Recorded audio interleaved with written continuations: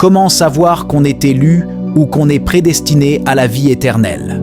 Tout d'abord, il faut noter qu'un élu, c'est quelqu'un qui a été choisi par Dieu avant la fondation du monde, sans dépendre de lui-même, pour justement faire partie de ceux qui doivent être impérativement sauvés sur la terre.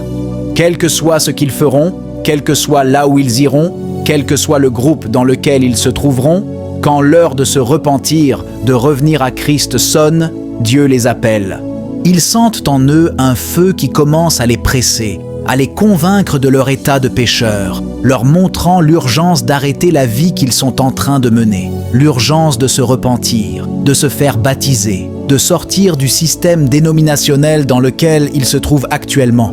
Quelque chose en eux commence à brûler, et ils se mettent à chercher dans les Écritures, à chercher sur Internet et un peu partout, indépendamment d'eux, là où ils vont trouver la parole qui va répondre à la soif que Dieu fait monter dans leur cœur. Voilà un élu. L'apôtre Paul en est un parfait exemple qui, malgré qu'il traînait dans une dénomination pharisienne et combattait la parole de Dieu, avait fini par rebrousser chemin parce qu'il était destiné à cela.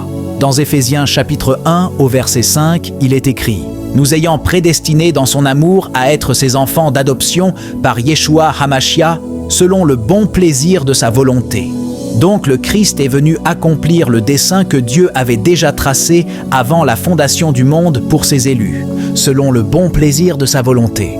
Voilà pourquoi je dis que vous ne décidez pas.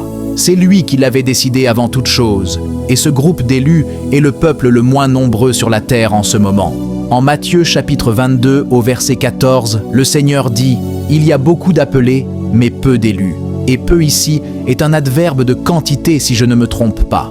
Toutes ces dénominations, ces églises organisées et tous leurs fidèles qui crient haut et fort qu'ils sont chrétiens, qu'ils sont nés de nouveau et baptisés du Saint-Esprit, avec quelques sensations sur le corps, ne sont que des appelés. Ce ne sont pas des élus. Les élus sont rares à trouver, puisqu'ils sont peu nombreux.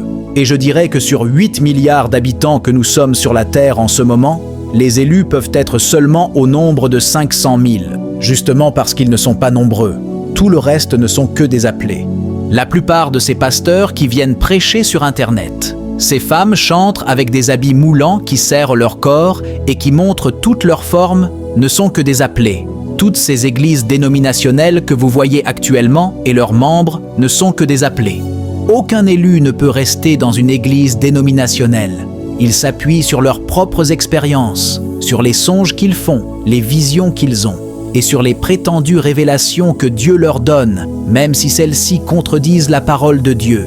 Ce ne sont que des appelés, et c'est le plus grand nombre de personnes qu'il y a sur la terre en ce moment. Yeshua nous a dit qu'il y a beaucoup d'appelés. Ils sont actuellement au nombre de milliards. Ceux qui se revendiquent être chrétiens sont très nombreux. Donc, il y a le groupe des élus qui sont peu nombreux. Ensuite, il y a le groupe des appelés, et enfin le groupe des païens, ceux qui ne peuvent pas croire en aucun cas. L'épître de Pierre au chapitre 2 nous dit « La pierre qu'ont rejetée ceux qui bâtissaient est devenue la principale de l'angle, une pierre d'achoppement et un rocher de scandale. Ils s'y heurtent pour n'avoir pas cru à la parole, et c'est à cela qu'ils sont destinés. Ils ne peuvent rien faire. Ils sont destinés à cela. Même s'ils font l'effort de vouloir croire aux révélations du temps de la fin, ils n'arriveront pas. Il n'y a pas de semence en eux. Il est dit au verset 9 « Vous, au contraire, vous les élus qui êtes peu nombreux, vous êtes une race élue, un sacerdoce royal, une nation sainte, un peuple acquis. Amen. Afin que vous annonciez les vertus de celui qui vous a appelé des ténèbres à son admirable lumière. Et pendant que je parle, un élu comme moi, à l'autre bout du monde, se connecte à ce que je dis. Parce que ce n'est pas lui qui veut, mais c'est la semence qui est en lui qui l'attire. Parce que nous sommes de la même race. Alléluia. Maintenant, comment reconnaître qu'on est un élu, que je fais partie de cette race royale, cette race mise à part, cette race bénie et particulière pour laquelle Jésus a dit « Gare à celui qui touchera à l'un des plus petits de mes enfants.